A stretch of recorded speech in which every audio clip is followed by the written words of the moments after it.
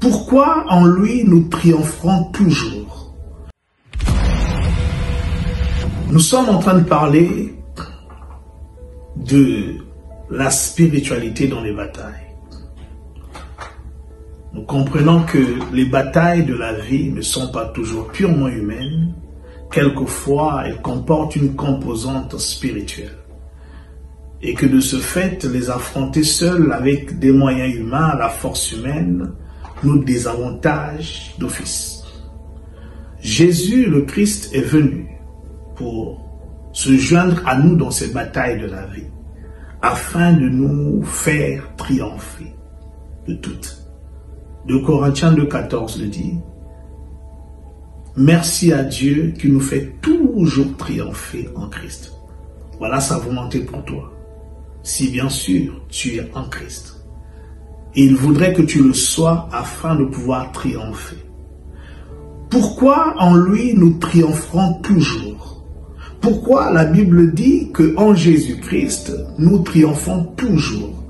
Toujours, ça veut dire quel que soit le combat.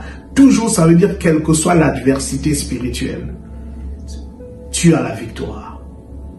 Comment la Bible peut avoir l'audace d'affirmer cela? Eh bien, c'est parce que, comme nous l'avons dit, il n'y a pas plus puissant, plus grand que Jésus.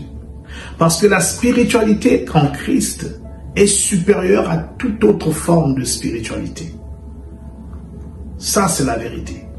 Et ce qui fait qu'auprès des hommes, cette spiritualité qui est en Christ soit supérieure à toute autre forme de spiritualité, c'est aussi l'esprit de Christ, qui est l'esprit de prééminence, qui est l'esprit supérieur à tout autre esprit. Cet esprit, c'est le Saint-Esprit. Il n'y a aucun esprit qui soit au-dessus de l'esprit de Dieu.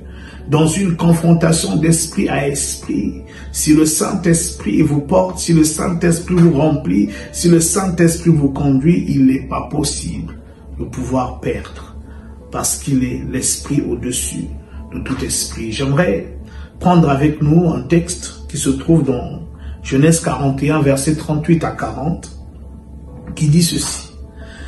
Et Pharaon dit à ses serviteurs, trouverions-nous un homme comme celui-ci, ayant en lui l'esprit de Dieu? Et Pharaon dit à Joseph, puisque Dieu t'a fait connaître toutes ces choses, il n'y a personne qui soit aussi intelligent et aussi sage que toi. Je t'établis sur ma maison et tout mon peuple obéira à tes ordres. Le trône seul m'élèvera au-dessus de toi. Joseph se trouve dans un environnement étranger, avec des divinités étrangères. En Égypte, l'Égypte de l'époque n'adorait pas l'Éternel, le Dieu de Joseph. L'Égypte adorait des divinités. Par exemple, l'une des divinités s'appelait An. Et on avait des prêtres d'An. On avait des divinités qui étaient adorées en Égypte. Mais lorsqu'une crise est venue, il y a eu comme une confrontation intellectuelle. Les prêtres de Pharaon, malgré leurs sciences occultes, leurs connaissances de l'occulte, n'ont pas été capables d'interpréter le songe de Pharaon. Et on a fait appel à Joseph.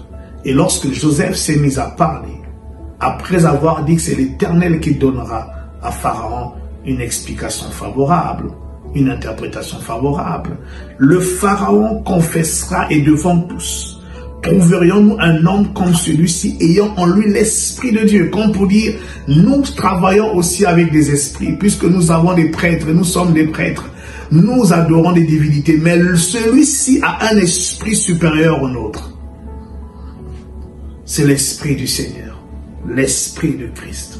Cet esprit que Dieu a répandu sur lui lorsque, ressuscité d'entre les morts et élevé à la droite de Dieu, il a reçu de Dieu le Saint-Esprit qu'il a répandu sur le monde, qui sur l'Église, afin que tous sachent que Jésus-Christ a été fait Seigneur et Christ. Bien-aimé, cet esprit qui fait de Christ, de Jésus, Seigneur et Christ, l'entité la plus puissante de tout l'univers,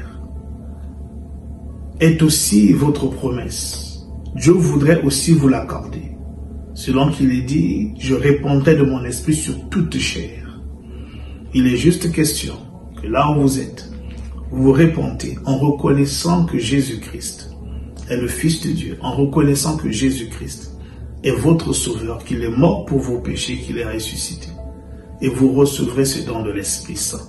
Et à vous qui êtes déjà les saints en Christ, apprenez à communier, à chérir cet Esprit, afin de bénéficier de son ministère. C'était le pasteur Pavel, et je vous donne rendez-vous à notre prochaine capsule.